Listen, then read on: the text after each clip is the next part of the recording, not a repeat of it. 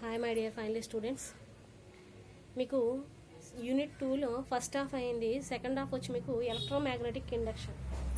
Electromagnetic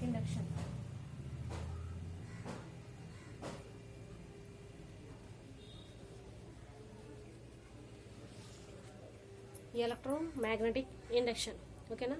దీంతో మీకు second unit complete అవుతుంది ఓకేనా. ఎలక్ట్రోమాగ్నెటిక్ ఇండక్షన్ అంటే ఏంటంటే, ఫర్ సపోజ్ ఎలక్ట్రిక్ ఫీల్డ్ తెలుసు, మనకి మ్యాగ్నెటిక్ ఫీల్డ్ తెలుసు. అర్థమవుతుందా? ఏమవుతుందంటే, ఇప్పుడు magnetic lines of forces passing through ఈ ఎలక్ట్రిక్ ఫీల్డ్. మ్యాగ్నెటిక్ లైన్స్ అనేవి పాస్ అవుతూ ఉంటాయి. దేని గుండానంట? ఎలక్ట్రిక్ ఫీల్డ్ గుండా. అంటే ఎలక్ట్రిక్ ఫీల్డ్ గుండా పాస్ అయ్యేటప్పుడు మనకి ఇండ్యూస్డ్ ఈఎంఎఫ్ అనేది పాస్ అవుతుంది. ఈఎంఎఫ్ ఎలక్ట్రోమోటివ్ ఫోర్స్ ఐడియా ఉంది కదా మీకు. ఇండ్యూస్డ్ ఈఎంఎఫ్ అనేది మనకి పాస్ అవుతూ ఉంటుంది అన్నమాట, ప్రొడ్యూస్ అవుతుంది. దాన్నే మనం ఎలక్ట్రోమాగ్నెటిక్ ఇండక్షన్ అంటాం ఓకేనా. అంటే ఇప్పుడు ఫర్ సపోజ్ దీనికి మ్యాగ్నెటిక్ ఫీల్డ్కి ఎలక్ట్రిక్ ఫీల్డ్కి, ఇప్పుడు ఎలక్ట్రిక్ ఫీల్డ్లో మనకి కరెంట్ ఐ అనేది పాస్ అవుతుంది. మ్యాగ్నెటిక్ ఫీల్డ్లో మ్యాగ్నెటిక్ లైన్స్ అనేవి పాస్ అవుతూ ఉంటాయి ఓకేనా. అంటే ఎప్పుడైతే ఈ మ్యాగ్నెటిక్ లైన్స్ వచ్చి ఈ సర్క్యూట్ కరెంట్ ఐ అనేది, ఫర్ సపోజ్ ఏదైనా సర్క్యూట్ తీసుకున్నాం అనుకోండి, దాంట్లో కరెంట్ అనేది పాస్ అవుతుంది అవునా. ఆ పాస్ అయ్యేటప్పుడు అదొక సర్క్యూట్ కింద, ప్రైమరీ సర్క్యూట్ కింద ఏమో కరెంటు తీసుకుంటాం, సెకండరీ సర్క్యూట్ కింద ఏమో మ్యాగ్నెటిక్ ఫీల్డ్ తీసుకుంటాం. ఈ మ్యాగ్నెటిక్ ఫీల్డ్లోనేమో మ్యాగ్నెటిక్ లైన్స్ పాస్ అవుతూ ఉంటాయి. ఈ ఎలక్ట్రిక్ ఫీల్డ్లోనేమో ఎలక్ట్రిక్ కరెంట్ ఐ అనేది పాస్ అవుతూ ఉంటుంది. సో ఈ రెండింటి యొక్క కాంబినేషన్లో వచ్చేదే మనకి ఇండ్యూస్డ్ ఈఎంఎఫ్ అనమాట ఓకేనా. ఆ ఇండ్యూస్డ్ ఈఎంఎఫ్లో మనకి ఫారడేస్ లాస్ 2 లాస్ ఉంటాయి. Faraday's first law and Faraday's second లా.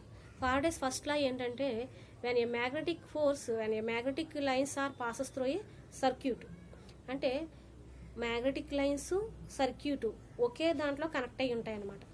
ఆ కనెక్ట్ అయ్యి ఉన్నప్పుడు ఏమవుతుందంటే, మనకి for suppose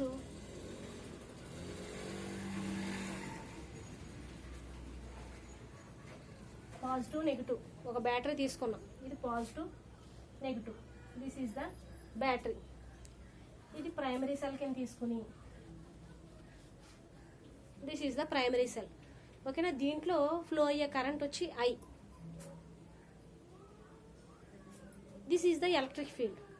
next magnetic field తీసుకుంటాం. అది ఎలా ఉంటుందంటే,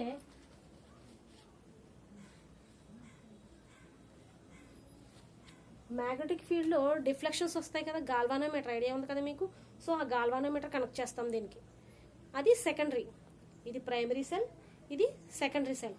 ప్రైమరీ సెల్లో కరెంట్ ఐ పాస్ అవుతుంటే, సెకండరీ సెల్లో magnetic lines of forces phi B, మేము ఆల్రెడీ చూసాం కదా మనం.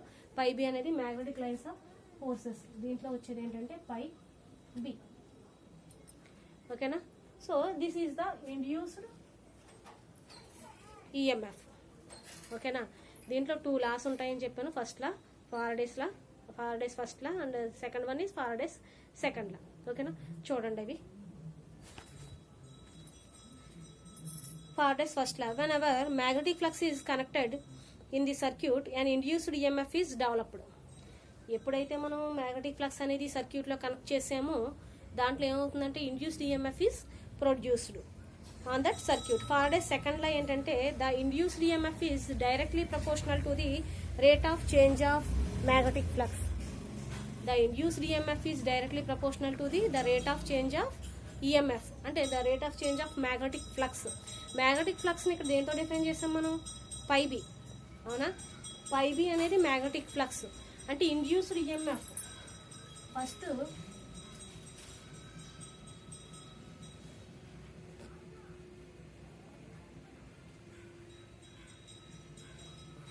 ఫారడేస్ ఫస్ట్ లా ఏమన్నాం మనం?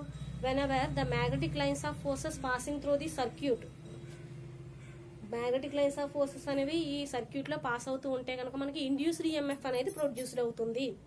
ఇండ్యూస్డ్ ఈఎంఎఫ్ అనేది ప్రొడ్యూస్ అవుతుంది దేంట్లోని? ఫారడేస్ ఫస్ట్ లా. అదే ఫారడేస్ సెకండ్ లాగా వచ్చినప్పటికి ఏమన్నాం మనం?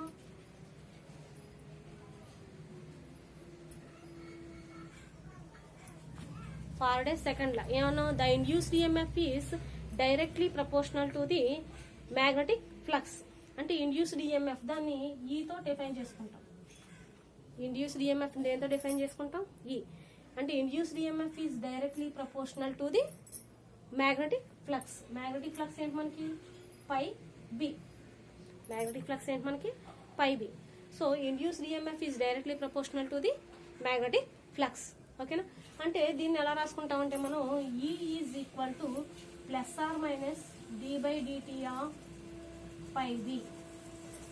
D by DT of phi B అంటే ఏంటి, డెరివేటివ్ చేసుకుంటే కనుక యాక్చువల్గా డెఫినేషన్ ఏంటి మనకి, induced EMF is directly proportional to the magnetic flux. ఓకేనా, దాన్ని ఆ విధంగా కూడా రాసుకోవచ్చు. దీంట్లో మీకు ఏంటంటే self induction, mutual induction 2 topics ఉంటాయి మీకు. ఓకేనా, ఎస్ఐ కూడా అడగొచ్చు ఇది.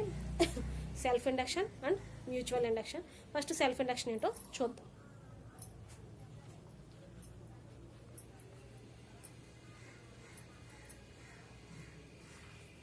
సెల్ఫ్ ఇండక్షన్ ఓకేనా, చూడండి దీంట్లో సెల్ఫ్ ఇండక్షన్ దీన్ని ఎవడు కనుక్కున్నారంటే మనకి it is discovered by Henry. ఓకేనా, హెన్రీ అనే శాస్త్రవేత్త కనుక్కున్నాడు.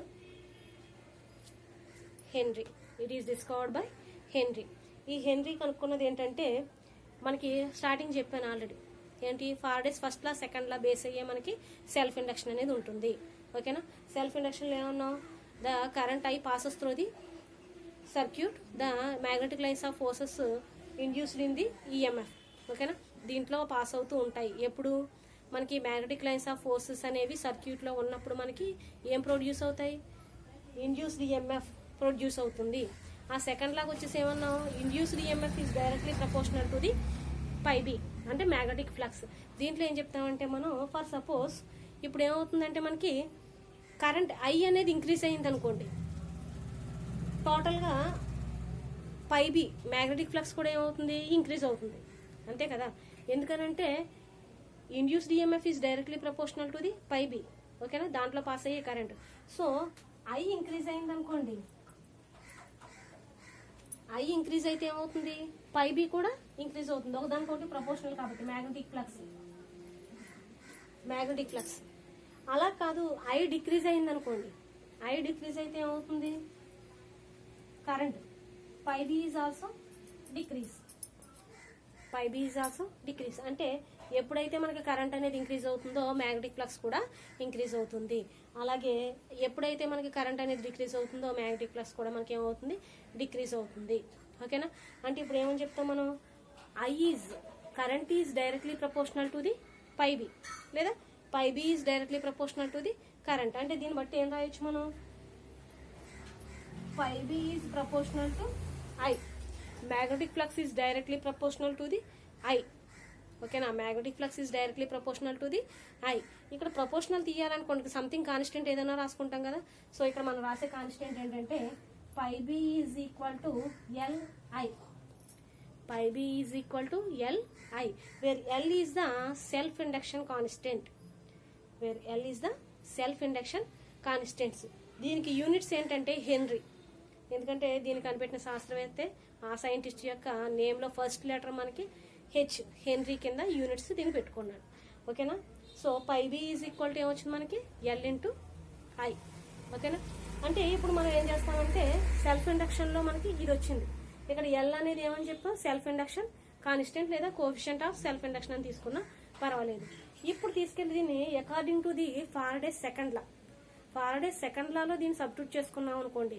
ఫారడేస్ సెకండ్ లా ఏంటి మనకి, E equal to plus or minus D by DT of phi B కదా. సో దాంట్లో సబ్స్టిట్యూట్ చేసుకున్నాం అనుకోండి, ఏమవుతుంది, ఫ్రమ్ ఫారడేస్ సెకండ్ లా నుంచి E equal to plus or minus D by DT of phi B కదా. So రాసుకుంటే ఏమవుతుంది చూడండి,